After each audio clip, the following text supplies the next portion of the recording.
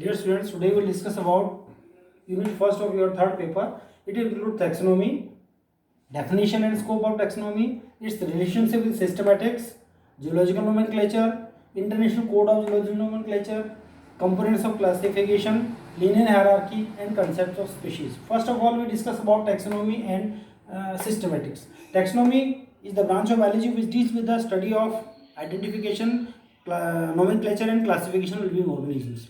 ये जीव विज्ञान की वह शाखा है जिसमें हम अध्ययन करते हैं जिसमें हम जीवों के नामकरण, वर्गीकरण और उनके पहचान आइडेंटिफिकेशन का अध्ययन करते हैं। जीव विज्ञान की उस शाखा को हम टैक्सोनॉमी कहते हैं। जू टैक्सोनॉमी एंड प्लांट टैक्सोनॉमी दो इसके पार्ट्स हैं।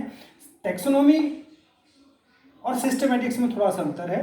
Systematics includes taxonomy, it means it includes identification, classification and nomenclature of organisms. Together with it also includes all other aspects of dealing with different kinds of organisms, and data communicated about them is also included in systematics. Systematics में हम taxonomy के अलावा जो और दूसरे aspects हैं organisms के वो सारे भी हम उसमें ऐड कर लेते हैं। सिस्टमेटिक्स टू टर्म्स आया, सिस्टम से आया, system mean system of classification. According to Simpson, systematics is a scientific study of kind and diversity of organism and any and all relationships among them.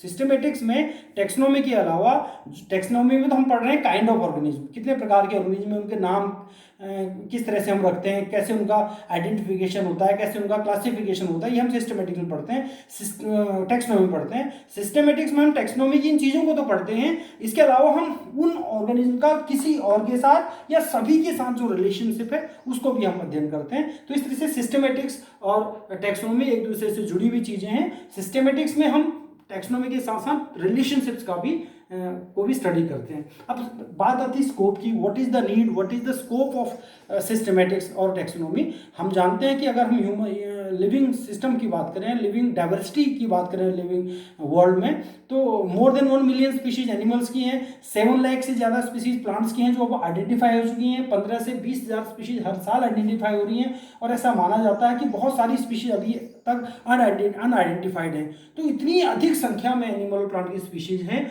तो उनको समझने के लिए, उनको पढ़ने के लिए, नई स्पीशीज को आइडेंटिफाई करने के लिए एक हमारे पास सिस्टम होना चाहिए, एक हमारे पास फुल प्रूफ साइंटिफिक मैकेनिज्म होना चाहिए जिसमें कि हम उनको अरेंज कर सकें, उनको आइडेंटिफाई कर सकें, उनका नामकरण कर सकें, उनके रिलेशंस को स्टडी कर सकें। तो इसलिए बिना उसके हम ना तो नई स्पीशीज को ढूंढ सकते हैं, ना हम पुरानी स्पीशीज का ठीक से अध्ययन कर सकते हैं। इसलिए सिस्टमेटिक्स और टैक्सोनॉमी की बहुत अधिक आवश्यकता है।